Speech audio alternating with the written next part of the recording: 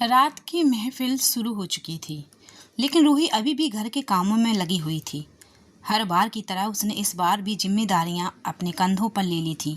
उसे इस तरह व्यस्त देखकर आरब की मम्मी हल्की मुस्कुराती हुई बोली कि अब ये सब बाद में हो सकता है, मेहमान आना शुरू हो गए हैं, इसलिए तुम भी जाकर तैयार हो जाओ।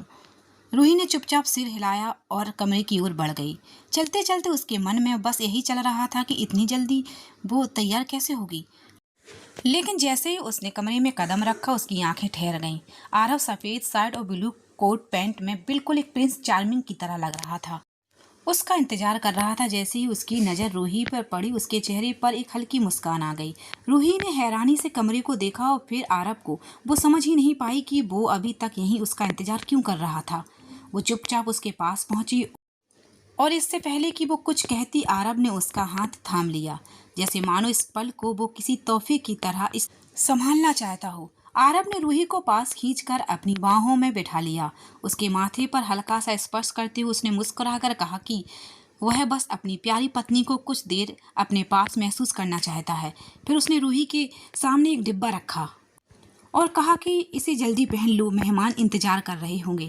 रूही ने हल्की हंसी के साथ सिर हिलाया और तैयार होने चली गई। थोड़ी देर बाद वह हल्के नीले रंग का गाउन पहनकर लौटी। आरब ने उसे देखते ही उसकी सुंदरता पर चुपचाप नजरें ठहरा दी। रूही को थोड़ा संकोच हुआ और उसने कहा कि अब उसे नीचे जाकर पार्टी में शामिल होना चाहिए, लेकिन आरब ने उसके कानों के पास झुककर धीरे से कहा कि वह अभी उसे जाने नहीं देगा। फिर उसने टेबल से एक खूबसूरत नेकलेस उठाया और रूही के गले में पहनाकर उसके बालों को संवारते हुए उसे पूरी तरह तैयार कर दिया। कुछ ही मिनटों में रूही ऐसे सज गई मानो किसी खास पल के लिए ही बनी हो। आरब ने उसकी ओर देखते हुए कहा कि यह तोहफा सिर्फ एक कहना नहीं, बल्कि एक वादा है कि वह हमेशा उसे अपने पास रखेगा। फिर हल्के मुस्कुराकर बोला कि उसकी सबसे सुंदर पहचान यही है जो आज फिर से उसकी जिंदगी को खूबसूरत बना रही है। आरव की बात सुनकर रूही के चेहरे पर हल्की मुस्कान आ गई। सच तो यह था कि आरव हमेशा उसके साथ समय बिताने की कोशिश करता, लेकिन घर की जिम्मेदारियां और परिवार के बीच रूही अक्सर उसमें उलझ जाती थी। रात की महफिल लगभग आधी रात तक चलती रही। हल्की ठंड में सबने जल्दी जल्दी खाना खाया और फिर कुछ लोगों तो सीधे आराम करने चले गए। आरब पूरे समय ध्यान रख रहा था कि किसी को कोई असुविधा ना हो, लेकिन तभी कार्तिक ने अपनी अलग ही मस्ती शुरू कर दी।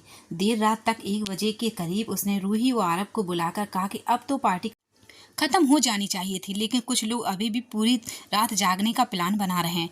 वह हंसते हुए बोला कि उन्होंने अब तक तो जो वक्त बिताया है वह काफी है और अब आराम करना चाहिए। उसकी बात सुनकर कुछ लोग मान गए, लेकिन कुछ दोस्तों का मन अभी भी नहीं भरा था। कार्तिक ने म्यूजिक बंद कर दिया और नाराज होकर राहुल और आरब की तरफ देखते हुए मजाक में कहा कि अब अपनी पत्नियों का ख्याल रखो, नहीं तो मैं खुद संभाल लूंगा। ये सुनकर सबके बीच हल्की हंसी गूंज गई और आरब मुस्कुराते हुए रूही को अपने पास लेकर भीड़ से थोड़ा अलग हो गया। कार्तिक ने मुस्कुराते हुए कहा, संगीत चालू करो, मैं अभी आता हूँ। बाकी सब थोड़ी दूरी पर थे। तभी रूही कुछ कहने ही वाली थी कि आरब ने उसे अपने पास खींच लिया और उसके माथे पर हल्का सा स्पर्श देकर धीमे से कहा, गुड नाइट स्वीट हार्ट, कल सुबह मिलते हैं। रूही ने हल्की मुस्कान दी और आरब की बात समझते हुए चुपचाप विवान को लेकर अंदर चली गई। विवान को सुलाने के बाद रूही भी थोड़ी देर आराम करने लगी। उधर बाहर दोस्तों का नॉन स्टॉप म्यूजिक और डांस चलता रहा। देर रात तक हंसी मजाक और गपशप के बीच सब लगभग सुबह के 5 बजे सोने गए। थकान इतनी थी कि सबकी आंखें दोपहर में खुली। आरब ने नींद से उठते ही हंसते हुए कहा, गुड मॉर्निंग। उसकी इस बात पर सब हैरान हो गए। किसी ने मजाक में पूछ लिया, क्या तुम्हारे लिए सुबह और दोपहर में कोई फर्क नहीं? आरब ने हल्के फुल्के अंदाज में जवाब दिया, जिससे सबके चेहरे पर मुस्कान आ गई। दोपहर का खाना खाने के बाद आरब ने राहुल की तरफ देखकर कहा, अब तो सबने पेट भर लिया, अब हमें बार बार टोकने की जरूरत नहीं। यह सुनकर सभी के बीच हल्की हंसी गूंज गई और माहौल एक बार फिर से हल्का और खुशगवार हो गया। करीब 2 महीने बाद विवान और निया की देखभाल में रूही इतनी व्यस्त हो गई थी कि शॉपिंग या आउटिंग के लिए समय ही नहीं निकाल पा रही थी। एक सुबह जब सभी तैयार होकर बाहर जाने वाले थे, तो वे चारों अचानक बेबीज की देखभाल में उलझ गए। रूही को देखकर सबके मन में यही सवाल था कि इतने छोटे बच्चों के साथ बाहर जाना कितना मुश्किल होगा। कुछ देर तक उन्हें समझाते और उनका नाश्ता करवाते हुए आखिरकार सबने तय किया कि दिन का बाकी समय घर पर ही बिताया जाएगा। दूसरी तरफ आरब की हालत भी अलग नहीं थी। सबने देखा कि बच्चों को खिलाना, सुलाना और उनका डायपर बदलना ये सब उतना आसान नहीं जितना लगता है। हंसते हुए बोला, अगर कभी मान्या ने मुझसे ये सब करने को कहा तो मैं क्या करूँगा। उसकी बात सुनकर बाकी सब भी हंस पड़े और बोले कि बच्चों को संभालना वाकई में सबसे मुश्किल काम है।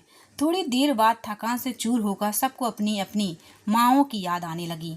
आरब ने हल्के से कहा, आज माँ की याद कुछ ज़्यादा ही आ रही है। ये सुनकर बाकी सब भी एक साथ कहा, हमें भी।